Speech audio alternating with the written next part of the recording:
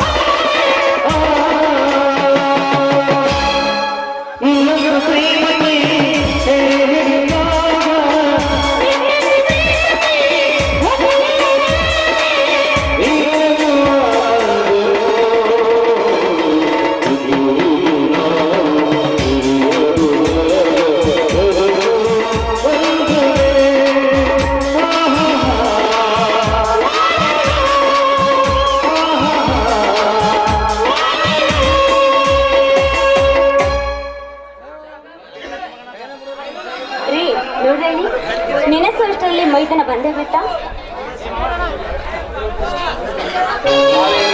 ಮನೆಯಲ್ಲಿ ನನ್ನ ತಮ್ಮ ಕಾಣಿಸ್ತಾ ಇಲ್ಲ, ಎಲ್ಲಿಗೆ ಹೋಗಿದ್ದಾನೆ? ಅಲ್ಲಿ ನೋಡ್ರಲ್ಲಿ ಬಂದು ಬಿಟ್ಟ.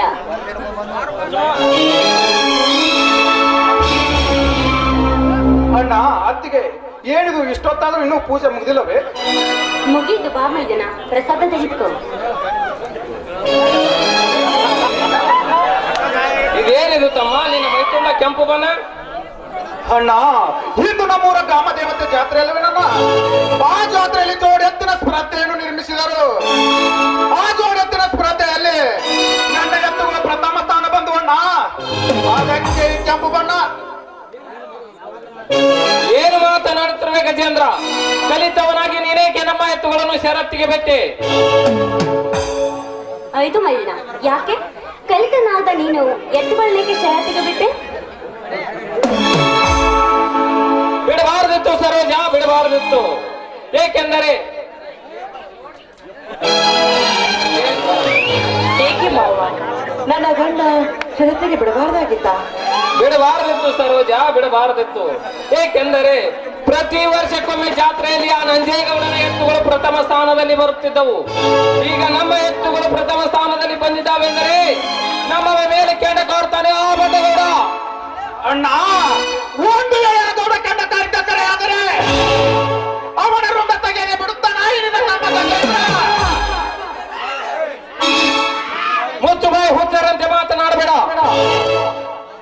ನಮ್ಮಂತ ಬಡವರು ಬದುಕಬೇಕಾದ್ರೆ ಶ್ರೀಮಂತರಿಗೆ ಶರಣಾಗಲೇಬೇಕು ತಮ್ಮ, ಶರಣಾಗಲೇಬೇಕು. ಮರಣ ಬಂದರು ಶರಣನಾಗುವ ಚಂಡ ನಾನಲ್ಲ. ಗಂಡನ ಗಂಡ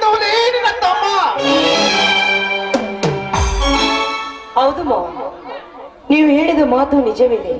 ಆದ್ರೆ ನನ್ನ ಗಂಡ ಆಡಿದ ಮಾತುಗಳನ್ನು ಗಂಡ ಹುಲಿಯಂತೆ ಕೊಂಡ ಹುಲಿಯಂತಿರುವ ನನ್ನ ಗಂಡನನ್ನು ಎದುರಿಸುವ ಯಾವನೂ ಇಲ್ಲ ಈ ಭೂಮಿಯಲ್ಲಿ. ಸರೋಜ, ಯಾಕಮ್ಮ ಈ ರೀತಿ ಮಾತಾಡ್ತೀಯ? ಬಡವರಿಗೆ ಕಮ್ಮಿ ಬೇಕಮ್ಮ ಈ ರೀತಿ ಗರ್ವದ ಮಾತು. ಬಡವರಿಗೆ ನೆರವೇದೇ ಒಳ್ಳೇದಮ್ಮ. ನಿಜವಿದೆ ತಮ್ಮ ನಿನ್ನ ಅತ್ತಿಗೆ ಹೇಳುವ ಮಾತು. ಅಣ್ಣ ಅತ್ತಿಗೆ, ನಿಮ್ಮನ್ನು ಅರ್ಥ ಮಾಡಿಕೊಳ್ಳದೆ ವ್ಯರ್ಥ ಮಾತನಾಡಿ ತಪ್ಪು ಮಾಡಿಬಿಟ್ಟೆ. ನನ್ನನ್ನು ದಯವಿಟ್ಟು ಕ್ಷಮಿಸಿಬಿಡಿ.